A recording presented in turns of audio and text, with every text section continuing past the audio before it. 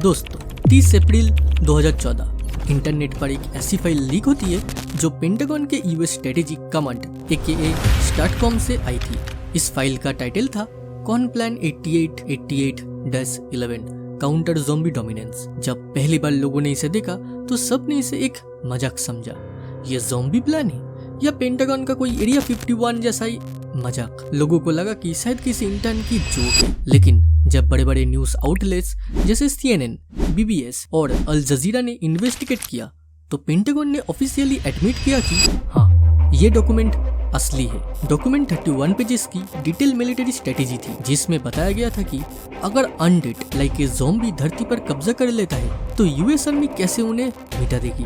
लेकिन असली सवाल तो यहाँ शुरू होता है, दुनिया की सबसे पावरफुल मिलिट्री को एक ज़ॉम्बी प्लान की जरूरत क्यों पड़ी? या पेंटागन को किसी ऐसी बायोलॉजिकल थ्रेट का पता था जिसका खबर आम लोगों को नहीं था? क्या हमें सीक्रेटली किसी ऐसे आने वाले खतरे के लिए तैयार किया जा रहा था? और सबसे अजीब बात जिसने पूरे दुनिया को हैरान कर दिया, पेंटागन ने इस डॉक्यूमेंट को फेक कहने की जगह खुलेआम एक्सेप्ट किया। आज हम डीप डाइव करेंगे इंटरनेट के सबसे बिजर और मिस्टीरियस मिलिट्री डॉक्यूमेंट में से एक में, the pentagon secret zombie apocalypse plan. इसके पीछे की हिडन डिटेल्स, वो 8 तरह की अलग अलग ज़ॉम्बीज और वो थ्योरीज जो आज भी लोगों के नींद को उड़ा देती है। तैयार हो जाइए क्योंकि ये है कॉनप्लान 8888 की असली और खौफनाक कहानी। पेंटागन ने ज़ॉम्बीज को एक ही कैटेगरी में नहीं डाला, उन्होंने साइंस, माइथोलॉजी और रियलिटी को मिक्स करके 8 अलग अलग टाइप में डिफाइन किया है। ये सेक्शन सबसे डिस्टर्बिंग है क्योंकि हर ज़ॉम्बीज कैटेगरी एक रियल वर्ल्ड थ्रेट को रिप्रेजेंट करता है। शुरुआत होती है सबसे रियलिस्टिक थ्रेट से, पैथोजेनिक ज़ॉम्बीज। ये वो ज़ॉम्बीज है जो किसी वायरस या बैक्टीरिया के इन्फेक्शन से बनते हैं। सोचिए इबोला या स्पेनिश फ्लू जैसे महामारी, लेकिन एक ऐसे लेवल पर जहां इंसान अपनी होशो हवास खो बैठे। दूसरा, रेडिएशन ज़ॉम्बीज। इन्फेक्शन के बाद ही आती है म्यूटेशन की। न्यूक्लियर एक्सीडेंट्स जैसे चेरनोबिल या फुकुशिमा के बाद अगर रेडिएशन इंसानी दिमाग को वायलेंट बना दे तो वो इस कैटेगरी में आता है। Third, evil magic zombies. सुनने में ही अजीब लगता है ना कि पेंटागन मैजिक की बात कर रहा है, लेकिन असल में ये कैटेगरी उन खतरों के लिए है जिन्हें साइंस भी आज तक एक्सप्लेन नहीं कर पाई, जैसे कि मास साइकोसिस, जहां पूरा का पूरा शहर बिना किसी वजह के पागल हो जाता है। Fourth, space zombies. अगर खतरा धरती पर नहीं है तो वो ऊपर से आ सकती है। इसमें वो एक्स्ट्रा टेरेस्ट्रियल पैथोजेनिस आता है जो स्पेस मिशन या मीटियोर्स के थ्रू हम तक पहुंच सकती है। Fifth, weaponised zombies. ये ज़ॉम्बीज असल में इन्फेक्टेड ह्यूमंस होते हैं जिन्हें बायोवेयरफेयर के लिए सीक्रेट लेबोरेटरीज में डिजाइन किया जाता है। यहाँ पर मेंशन आता है गेन ऑफ फंक्शन रिसर्च का, जहाँ वायरस को जानबूझकर और ज्यादा डेडली और ट्रांसमिसिबल बनाया जाता है। Sixth, symbiote induced zombies. ये कॉन्सेप्ट काफी हद तक द लास्ट ऑफ अस के कोर्डिसेप्स इन्फेक्शन जैसा है, जहाँ एक पैरासाइट धीरे धीरे होस्ट के दिमाग पर पूरा कंट्रोल ले लेता है। अगर रियल वर्ल्ड कॉन्टेक्स्ट में देखा जाए तो ये idea mind control drugs, neurosurgical weapons और बिहेवियर अल्टरिंग पैरासाइट की तरफ इशारा करता है। Seventh, vegetarians zombies. अब आप सोचोगे वेजी ज़ॉम्बीज से क्या ही डरना, लेकिन दोस्तों असली हड़क तो यहाँ छुपा है। ये इंसानों को नहीं बल्कि हमारी क्रॉप्स और फूड सप्लाई को तबाह कर देती है, और जब खाना खत्म होता है तब शुरू होता है सबसे डेंजरस कोलैप्स, मास फेमाइन। ऐसी सिचुएशन जहाँ इंसान ज़ॉम्बीज से नहीं बल्कि भूख, पैनिक और सोसाइटल ब्रेकडाउन से खत्म होने लगता है। और अंत में चिकन ज़ॉम्बीज। ये ज़ॉम्बीज 2006 के एक रियल इंसिडेंट पर बेस है जहाँ मरे हुए बर्ड्स जिंदा हो गए थे। ये कैटेगरीज हमें याद दिलाता है कि नेचर कितनी अनप्रेडिक्टेबल हो सकती है। दोस्तों ये लिस्ट सिर्फ इमेजिनेशन नहीं है, ये पेंटागन का एक तरीका है हर उस रोस्ट के सिनेरियो के लिए तैयार रहने का जो हमारी दुनिया को पल भर में ही तबाह कर सकती है। कॉनप्लान 8888 सिर्फ ज़ॉम्बीज के बारे में नहीं था, ये असल में टोटल वॉर का ब्लूप्रिंट था। इस डॉक्यूमेंट में एक फुल स्केल आउटब्रेक को 6 मिलिट्री फेजेस में डिवाइड किया गया था। हर फेज दिखाता है कि सिविलाइजेशन कोलैप्स के वक्त गवर्नमेंट और मिलिट्रीज कैसे रिएक्ट कर सकती है। Phase 0, safe the intelligence phase. इस फेज में मिलिट्रीज हमेशा अलर्ट रहती है, news report, social media activity और हेल्थ केयर डाटा को कॉन्स्टेंटली मॉनिटर करता है ताकि पेशेंट 0 यानी पहला इन्फेक्टेड केस मिलते ही तुरंत एक्शन लिया जा सके। Phase 1, debtor prevention. जब आउटब्रेक शुरू होता है तो सबसे पहला टारगेट होता है पैनिक को कंट्रोल करना, लोगों को डरने से रोकना और मिस इन्फॉर्मेशन को खत्म करना मिलिट्रीज की टॉप प्रायोरिटी बन जाता है। Phase 2 seize initiative, lockdown and quarantine. यहाँ से सिचुएशन सीरियस हो जाती है।